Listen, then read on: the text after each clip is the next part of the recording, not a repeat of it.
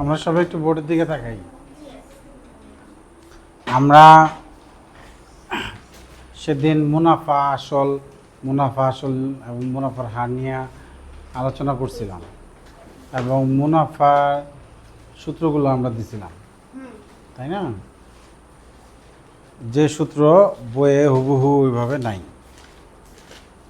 ঠিক আছে, কিন্তু আমি যেভাবে সূত্র দিছি সেই সূত্রগুলোর মধ্যে মুনাফা আসল হার সময় চারটা ছিল, তাই না? একটা গল্পের মাধ্যমে আমরা সেই সূত্রগুলো শিখছিলাম। যারা গত ক্লাস মিস করছে তারা অনেক বড় মিস করছে। যারা গত ক্লাস মিস করছো তারা ওই সূত্রগুলি নিয়ে নিবা যারা আসছিল তাদের কাছ থেকে। হ্যাঁ, আমি বলছিলাম যে এই অঙ্কগুলো সূত্র দিয়ে করলে একটু বেশি সহজ হয়, ঠিক আছে? আমরা বইয়ে মৌখিক নিয়ম এবং সূত্র দুইভাবেই করছে, আমি শুধু তোমাদের সূত্র দিয়ে করাবো, ঠিক আছে? ধরো এই অঙ্কটা এখানে কি বলেছে, তনিমা ব্যাংক থেকে 3 বছরের জন্য 20,000 টাকা ঋণ নিলেন, বার্ষিক মুনাফার হার 6%। 3 বছর পর সে কত টাকা মুনাফা দিবে? ঠিক আছে, আমরা প্রথমে যা দেওয়া আছে এটা তুলবো, ঠিক আছে? আমরা প্রথমে কি করব, যা দেওয়া আছে আজকে আমরা 100 পৃষ্ঠা, বাহ সুন্দর। এই পরীক্ষা যেন কত পৃষ্ঠা পর্যন্ত আছে? আচ্ছা, এখানে শেষ হবে, ওকে ফাইন, তাহলে আমরা শেষ করতে পারবো। দেখো এখানে আমরা এক পাশ থেকেই যাই। 3 কি 3, তাহলে আমরা এটাকে সময় লিখতে পারি। আমরা প্রথমে তুলতে পারি দেওয়া আছে, হ্যাঁ কি তুলতে পারি, দেওয়া আছে সময় 3 বছর, সময় তোমরা কি কেউ বলতে পারো 20,000 টাকা কি? বাহ, তোমরা তো খুব ভালো চিনেছ। যা ঋণ নিই বা ব্যাংকে যা জমা রাখি সেটা হলো আসল, 20,000 টাকা। আর মুনাফার হার কত? মুনাফার হার মানে বার্ষিক মুনাফার হার। হ্যাঁ, মুনাফার হার মানে সাধারণত বার্ষিক মুনাফার হার বলে, তো বার্ষিক লিখেই দেই। বার্ষিক মুনাফার হার 6%। 1 2 3, এই তিনটেই দেওয়া আছে। আমাদের চেয়েছে কি, কে বলতে পারে? প্রশ্নের দিকে তাকাইতে হবে। মুনাফা কোথায় প্রশ্নটা করছে সেটা হলো আমাদের বের করতে হবে, সেটাই চেয়েছে আর কি। আমাদের জানতে চেয়েছে মুনাফা 3 বছর পর কত টাকা মুনাফা দিবে। মুনাফার সূত্র তো আমরা সবাই শিখে ফেলেছি, তাহলে আমরা সেই সূত্রটা এবার লিখবো। কি লিখবো বলো তো?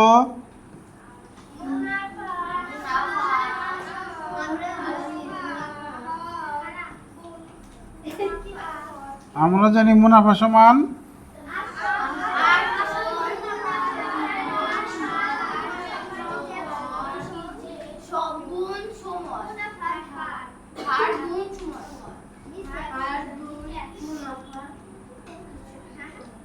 হ্যাঁ করছে,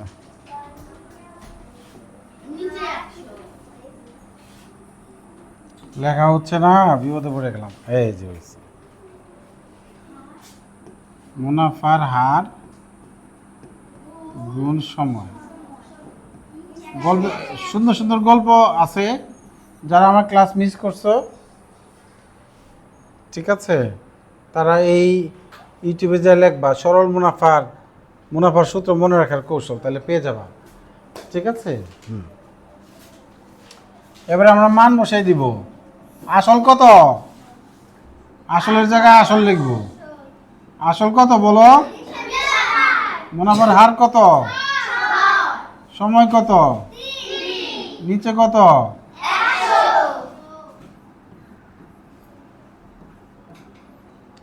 100 দিয়ে 100কে ভাগ করলে কত? 1। 100 দিয়ে 100কে ভাগ করলে কত? 100 দিয়ে 20,000কে ভাগ করলে কত? 200। মানে 2 শূন্য বাদ যাবে। কি যাবে? 2 শূন্য, 2 শূন্য বাদ যাবে। তাহলে এখন যদি আমরা গুণ করি, 6 দুগুণে, তাহলে 1200। এটাকে যদি আবার 3 দিয়ে গুণ করি কত হবে? 3 12 3600। 3 বারং 36 আর 2টা শূন্য, ভেরি গুড। তাহলে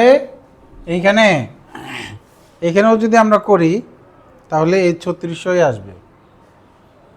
বইয়ে যেভাবে দিচ্ছে এইভাবেও যদি করি কত আসবে? 3600 আসবে। দেখো আমরা বইয়েরটাও পূরণ করে দেখি। তনিমা মুনাফা দিবে আসল গুণ মুনাফার হার ইন্টু সময় 3, মানে এই সূত্রই আর কি। এই যে পার্সেন্ট, আমরা পার্সেন্ট উঠিয়ে আগে 100 দিছি, এখানে এই যে পার্সেন্ট উঠে দিলে হরে 100 হয়। এটার সাথে আমাদের সূত্রের সাথে মিলে গেছে। এটার সাথে আমাদের সূত্রের সাথে কি হয়েছে? মিলে গেছে। দেখো 100 নিচে, এ দেখো 2000 গুণ 6 গুণ 3 মিলছে না? 2000 গুণ 6 গুণ 3 ভাগ 100। 2 শূন্য বাদ দিলে 1, 2 শূন্য বাদ দিলে 200, 6 দুগুণে 12, 3 বারং 34, 2 শূন্য, 3600 টাকা। ঠিক আছে, 3 বছর পর 3600 টাকা মুনাফা দিবে। তাহলে আমরা এই সূত্র দিয়ে এখানে করছে। তোমাদের বই কিছু সূত্র দিয়ে করছে, বেশিরভাগ যৌগিক নিয়মে করছে। আমার পছন্দ সূত্র দিয়া, আর তোমাদের যা পছন্দ সেইভাবেই করতে পারবা, সমস্যা নাই। আমি চাই তোমরা দুইভাবেই শিখো, যারা ভালো ঐকিক নিয়মে শিখো, সূত্র দিয়েও শিখো, এটা আমি চাই। ঠিক আছে, আর যারা একটু দুর্বল তারা শুধু সূত্র দিয়ে শিখতে পারো, এটা আমার পরামর্শ আর কি।